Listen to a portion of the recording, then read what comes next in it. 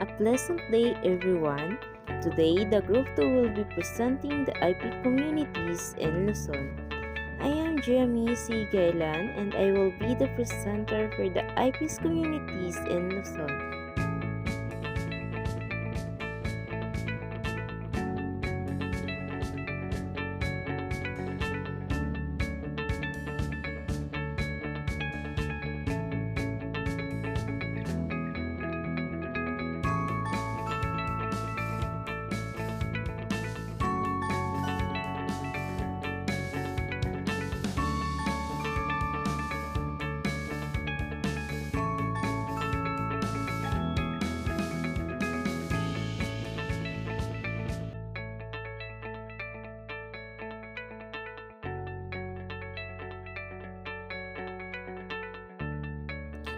Ifugao tribes.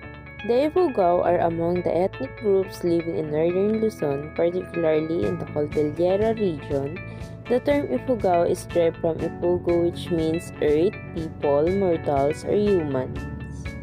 As distinguished from spirit and deities, it also means from the hell, as Pogo means hell. The term Igorot or Igolot was the term used by Spanish conquerors for mountain people. The Ifugaos, however, preferred the name Ifugao. Ifugao culture revolves around rice, which is considered first-type crops. There is an elaborate and complex array of rice culture feats inextricably linked with taboos and intricate agricultural rites, from rice cultivation to rice consumption.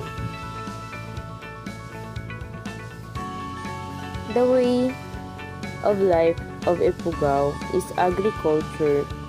Agriculture, both wet and dry, is the main source of livelihood among the Ifugao. Rice is grown mainly on the terraces, while sweet potato and other tubers are grown on the mountainside that they have cleared. Since rice production is dependent on rainwater, an irrigation system has been developed and requiring the building of pipelines. The Ifugao have had to regulate the distribution and use of water in their custom law. So, ayun nga, sa paghahanap buhay nila is yung pagsasaka. Yung pagsasaka nila is nakadepende lang siya sa tubig ulan. So, hindi sila makakasaka kung hindi tag-ulan or walang ulan sa lugar nila.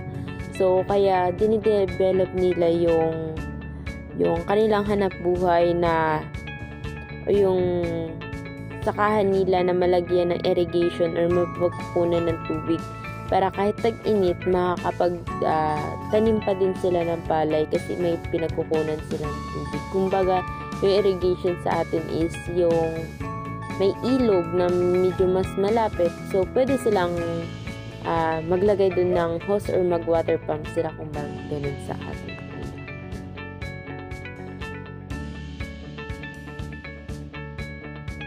Buntok. Buntok tribe, Buntok meaning mountain, refers to the people who share close linguistic and cultural similarities and originate from Buntok, which is the place and name of a municipality in Mountain Province. The people of their groups call themselves Buntok in their own language. Buntok. The Buntok live on the banks of Chicago River in the Central Mountain Province. On the islands of Luzon, they speak the Buntok language. They formerly practiced headhunting and had distinctive body tattoos. And the Buntok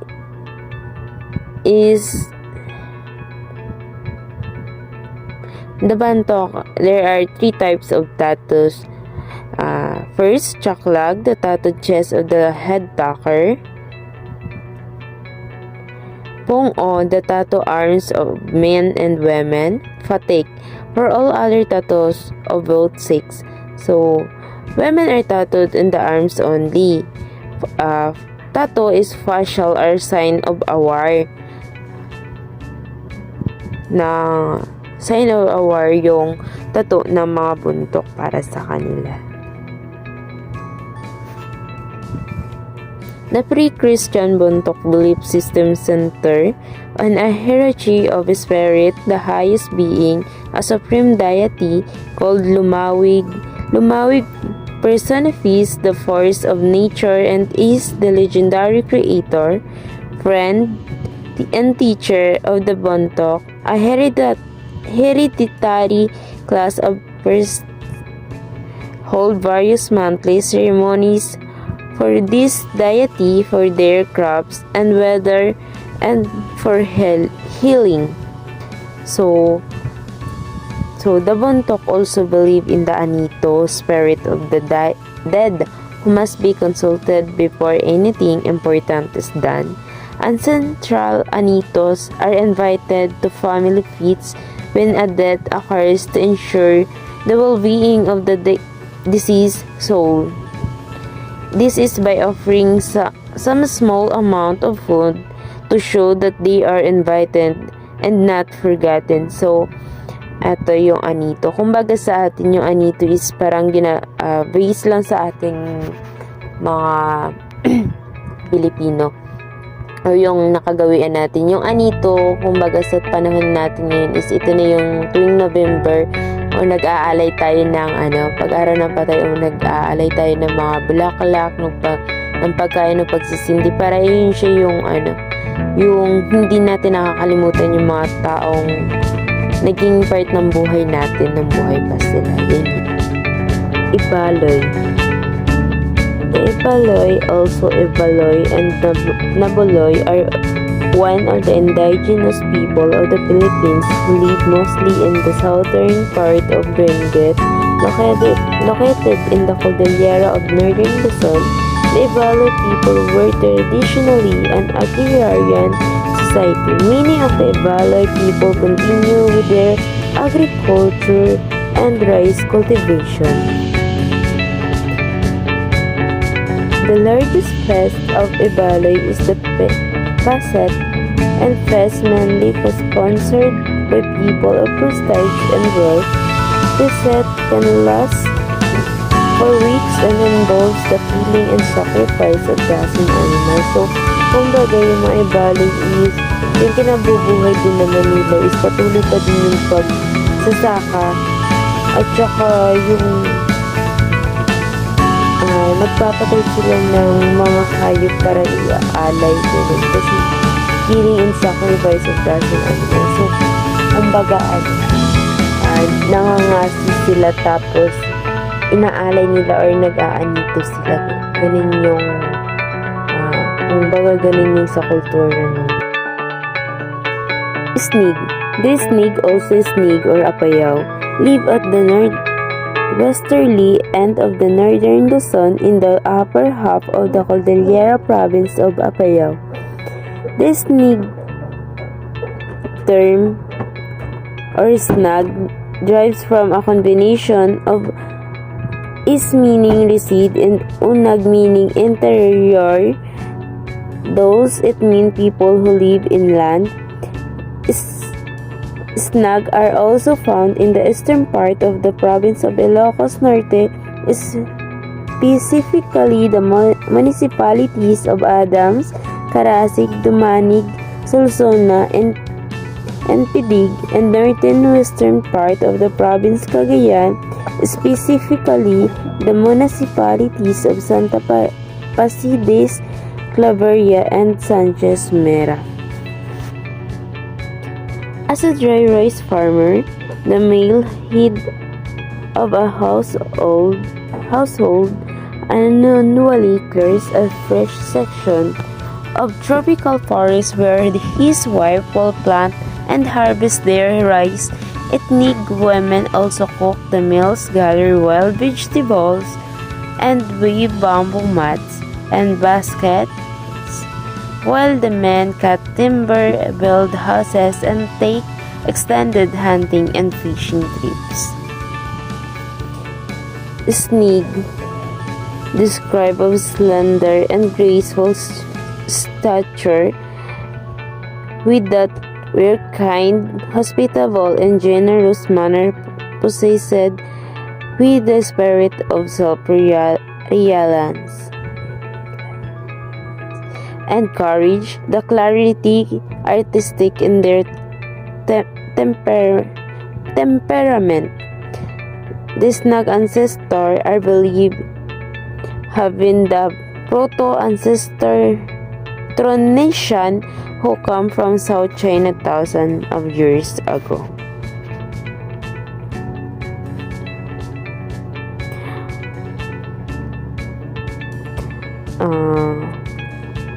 Yun nga, so 'di ba yung kabuhayan ng snag is yung pagsasaka. Maliban doon is often when a wild pig or there is killed, its meat is on bamboo and distributed to neighbors and relatives. Nearly all snake households also harvest a small group of coffee trees since the main cash crop of the area is coffee. So ayun nga, maliban doon, ayun pa yung dagdag na sa kabuhayan nila. Yung may pag-harvest ng kape at saka yung kapag halimbawa may babira mo na sa pangangaso nila nakukuha, hindi nila yun sinusulo kung sino yung nakukuha. Kumbaga lahat sila dapat is makakatikim or mabibigyan.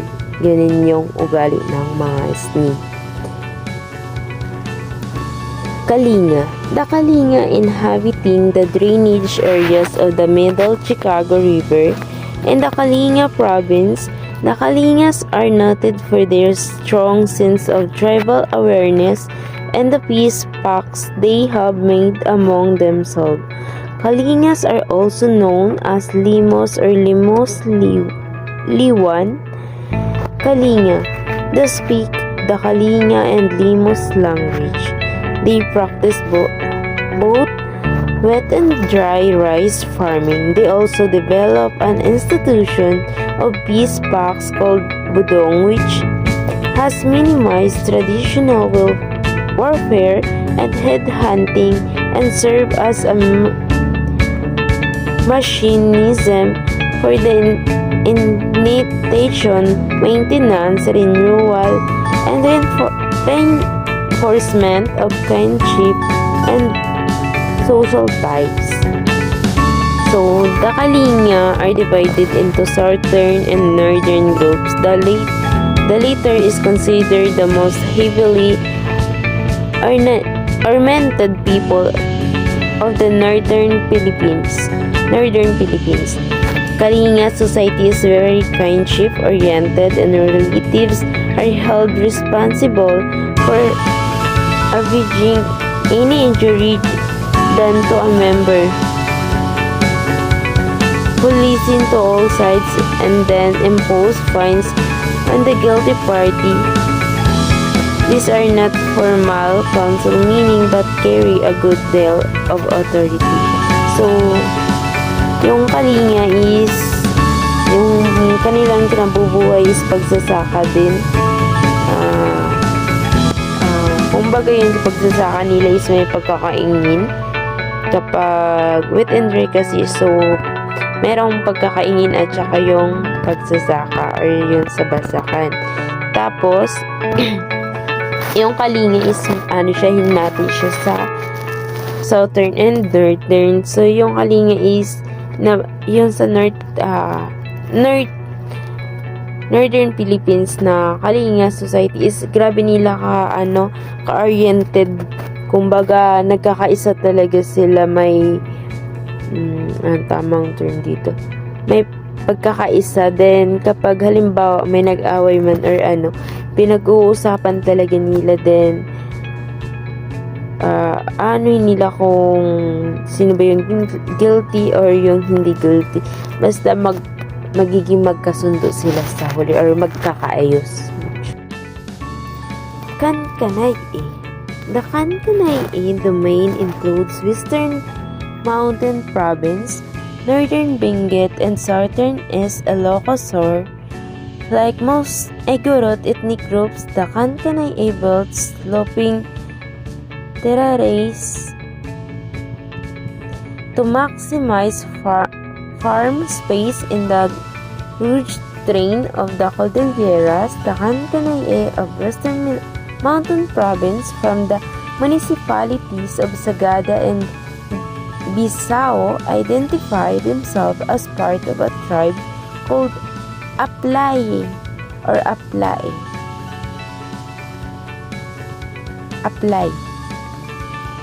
Although southern Kankanaey also engaged in wet rice agriculture, the chief means of livelihood is hunting and foraging. Wild animal meat such as deer, boar, civet, cats, and lizard are salted and dried under the sun to preserve it. Wild roots, honey, and fruits are also gathered to supplement diet. So, yung Kankanaey is southern is yung kanilang kabuhayan is yung pagsasaka pa din. So, maliban doon, yung mga wild animals ay ginagawa nilang karne. Like yung animals na usa, baboy ramo, yung pusa, or yung lizard. So, yung ginagawa nila dun is kumbaga pinapatuyo nila sa init para ma-preserve at makain nila. At saka hindi siya masira kumbaga. Then, nangunguha din sila ng mga honey or yung tawag sa atin is dugos, yung sa mga pukyutan or buyog na kukuha para at saka mga prutas para pagkain din nila or supplement diet nila. Ethnic Ixonin, Tingian or Tingian are an Australian ethnic groups from the Aplang province of Abra and northwestern Luzon in the Philippines. Ethnic Tingian men also Ladapan. The ethnic tribe or Tingian, meaning the people of the mountains, create beautiful and hand-woven and embroidered fabric in northern Luzon. The Tingians still practice their traditional ways, including wet rice and Sweden farming. Sociocultural change started when the Spanish conquistador ventured to explain their reach to the settlement of Abra. The indigenous highland people called Tingian tribe or ethnic are famous in terms of natural DIY making, production of bamboo crafts, and colored textiles. So, Tingians have an elaborate network of beliefs and practice as manifested in their songs, dance, and ceremonies, specifically during morning courtship, wedding, and festival. So, ayun yung mga culture ng Tingian at saka kung saan kilala sila or famous sa paggawa nila ng kanilang handmaking. Like, yung paggawa nga ng mga bamboo props, halimbawa yung mga basket, ganun. So, Gadang tribe. Gadang comes from the word ga meaning heat and dang meaning burn. This likely alludes to the fact that the Gadang are generally darker of skin than other Cordillera peoples. May Gadang live in the highlands of southern Escalina, Apayao, and eastern Bantoc and Isabela province. Other groups have abided in the middle Cagayan Valley on the eastern side of the Cordillera, where tributaries of their river merge. Gadang are distinguished for having elevated bedwork to an art form. Unique among northern Luzon communities, the Gadang are lavish with their use of braidwork. Gadang women are found of wearing seed beds around their heads, necklaces and wrists, but glass and precious stones are especially prized. Gadang observed many taboos, and breaking any one of these invites illness, general misfortune, and even death. Most taboos center around birth, poverty, and death. So, ayun yung characteristic ng gadang at saka yung tradition. Bongkalot tribe. The Ilonggot o Bongkalot, we are held hunting society with fearsome warriors who beheaded their enemies. These hunters with delicately crafted earrings and headdresses to mark their masculinity and skill. The Ilonggot live in the southern Sierra Madre and Caraballo mountains on the east side of Luzon. About 90 miles northeast of Manila, they reside primarily in the Nueva Vizcayas and Nueva Ecija provinces along the mountain border between Quirino and Aurora. The Ilonggot are notable for their extreme aggressiveness and cultural conservatism. Their continual warfare has resulted in an aggressive population from the home area to the extent that more Ilonggot currently live in provinces as far south as Zamboanga than in their traditional lands. Palawan tribes. In Palawan, the smallest and the most endangered of the three major ethnic groups is the Batak tribe. An old Pioneer term, Batak, means mountain people. They are classified as a Philippine ethnic group because of their physical characteristics. At present, they live in the huge northeastern part of Palawan Islands, close to the coastal village of Babuyan, Tinitian, and Malcampo. Previously, they lived in several river valleys of Babuyan, Mauyon, Tabanag, Tabaranan, Laingunan, Tagnipa, Aramay, and Buayan. Indigenous people of Palawan. Batak. They speak a language called Batak or Binatak, although majority are bilingual as they can speak both Batak and Tagbanwa. Bataks practice minimal shifting cultivation, alternating rice with cassava, tubers, and vegetable. Palawano or Palawan. Most Palawanos choose to live along upland rivers, while a few afloat for the coast. Their primary source of food is agriculture using the slash and burn method. Hunting with blowguns, fishing, and food gathering are also relied on for sustenance.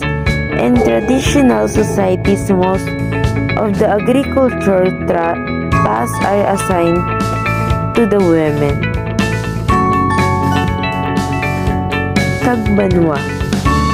Tagbanwa, province sa Palawan, is the home of the Tagbanwa. Their language may also be known as Aborlan, Tagbanwa, or even Apurawan, and is classified under the other Palawanic language. However, it has some lexical similarities with Koyunon, a Visayan language. Tagbanwas are also said to have their own script. The Taot Bato. The Taot Bato or Tao Bato, people of the rock, stay in the Singnapan Basin or Baltic Valley in southwestern Palawan. Their territory has Mount Mantalingaan to the east and a coast to the west. Taot Bato is a small but articulate subgroup of Palawan tribes. The language is spoken various groups in the area.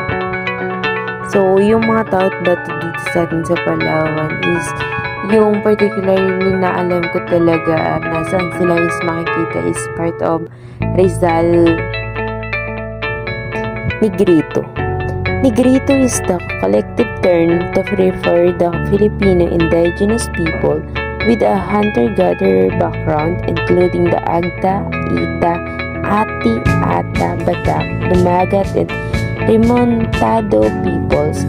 The Negrito people represent the most ancient civilization in the country, dating back more than 50,000 years ago. The Negritos of the Philippines are composed of approximately 25 widely scattered and ethno-linguistic groups totaling an estimated 15,000 people. They are located in several major islands in the country: Luzon, Palawan, Panay, Negros, Cebu, and Mindanao. The key defining characteristic of Negrito phenotype is small body size, dark skin, and darkly curled hair have been interpreted as linking this population to sub-Saharan Africans. So, yun yung Negrito. Yung Negrito is hindi lang siya isa, kundi yung Negrito is may iba't ibang uri like Agda, Ita, Ati, Ata, Batak, Dumagat, at Remontado. Yan yung mga iba't ibang lahi ng Negrito dito sa atin sa Pilipinas.